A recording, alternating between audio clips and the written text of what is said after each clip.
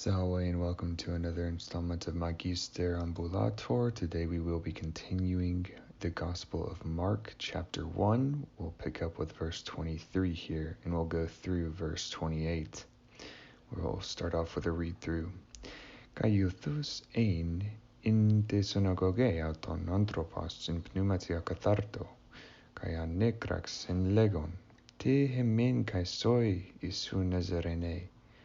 Eltis apelesa emas, oedase tise ha hagios tu teu, kai epetemes in auto ha Jesus legon, thimothete kai exelte exautu, kai speraxan auton ta pneuma ta akatharton, kai phonesan phone megale exelten exautu, kai etham bethesan hapantas, hoste suzetein, proseatos legantes, te estentuto, didachei kaine, kataxusian, kai tois pneumas en tois akathartos epitasse, kai hupakuusen auto, kai exelthen he akoei auto, youthus pantachu, is holin ten perichoron tes Galileas. Translation. And immediately, we see that same word again, there was a man with an unclean spirit in their synagogue, and he cried out, saying, "What to us and to you, Jesus the Nazarene? Have you come to destroy us? I know you who you are, the Holy One of God." And Jesus rebuked him, saying, "Be quiet and come out from him."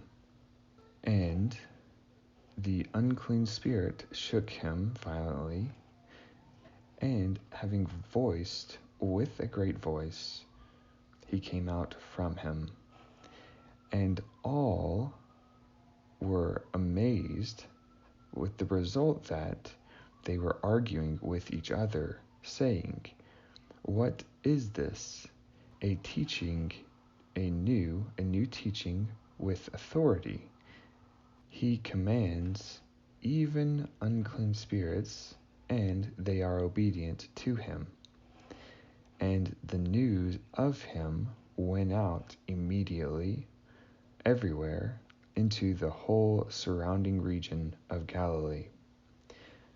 Let's go back and pick up a few things here. We have te hemen kai soi, that's Semitic in origin. It shows up in the Old Testament just about everywhere, and it usually has two general meanings. One is oppositional or hostile. That's probably what's going on here. The other is just disengagement, saying that there's no business between two parties. That's probably the less likely of these two options here.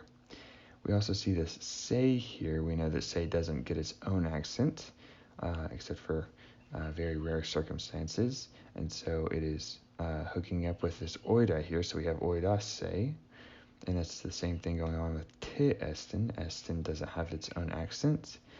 And we normally might be confused about this te here, because we sometimes see the word te without an accent. But when it does have an accent, it is the question word, what? So teisten, what is this? We have here hoste suzetein.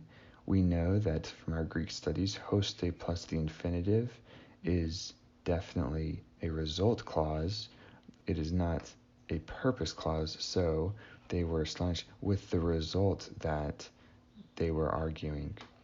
We see here kai, meaning even or also, and kai has two main functions. One is a conjunction, and that means in that case just the word and it usually combines two things that are grammatically equal. For instance, a noun with another noun. John and Tim went to the store.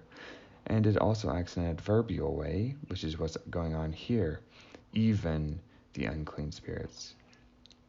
We also see hupakuusen, and if you're discerning, you might see the word akuo to hear embedded in that, and you see the hoop ball, which usually lessens something. So if you're a little mad, you might be hoop ball mad instead of mad.